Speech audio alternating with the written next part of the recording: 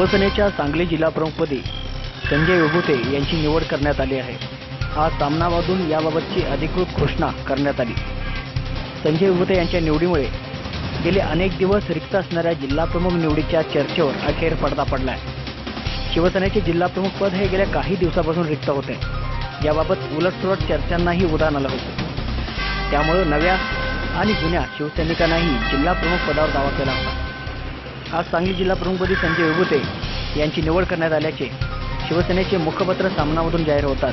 गेले अनेक दिवस रिक्त असणाऱ्या जिल्हाप्रमुख निवडीच्या चर्चेवर पडदा पडला आहे। या निवडीनंतर नूतन जिल्हाप्रमुख संजय विभूते यांनी शिवसेनेच्या सर्वच नेत्यांचे आभार मानले असून जिल्ह्यात नजीकच्या काळात होणाऱ्या सर्व निवडणुका ताकदीने लढवण्याचा निर्धार नूतन जिल्हाप्रमुख संजय विभूते यांनी केला आहे।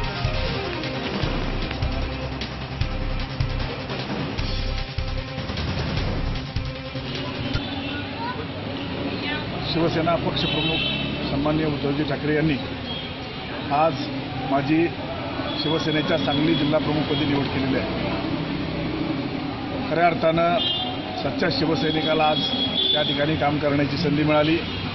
मी शिवसेनेचा जिल्हाप्रमुख म्हणून या ठिकाणी सर्वसामान्य शिवसैनिकांच्यापर्यंत पोहोचणार आहे। सर्वसामान्य शेतकऱ्यांच्या अडचणी दूर करणार आहे।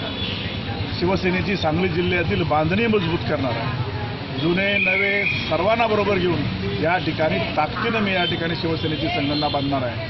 मला दिलेल्या पदाचा या ठिकाणी मी कुठेही दुरुपयोग न करता या ठिकाणी चांगल्या पद्धतीनं संघटना मजबूत करण्यासाठी प्रामाणिकपणे शिवसेनेचा भगवा हातात घेऊन या ठिकाणी मी शिवसैनिक म्हणून काम करणार आहे। येणाऱ्या ग्रामपंचायती असतील, येणारी सांगली महापालिका असेल, या निवडणुकांमध्ये जास्तीत जास्त शिवसेनेचे नगरसेवक कशा पद्धतीने निवडून येतील, जास्तीत जास्त ग्रामपंचायती कशा शिवसेनेच्या होतील, या दृष्टिकोनातून सन्माननीय उद्धवजी ठाकरे यांच्या विचाराने प्रेरित होऊन सन्माननीय नितीनजी बानवडे पाटील यांच्या आदेशाने आणि सन्माननीय आनंदराव पवार माझे सहकारी जिल्हाप्रमुख यांच्या बरोबरीनं सर्व पदाधिकाऱ्यांना या ठिकाणी शाखा प्रमुखांपासून ते सर्व पदाधिकाऱ्यांना शिवसैनिकांना बरोबर घेऊन मी या ठिकाणी ताकदीनं काम करणार आहे।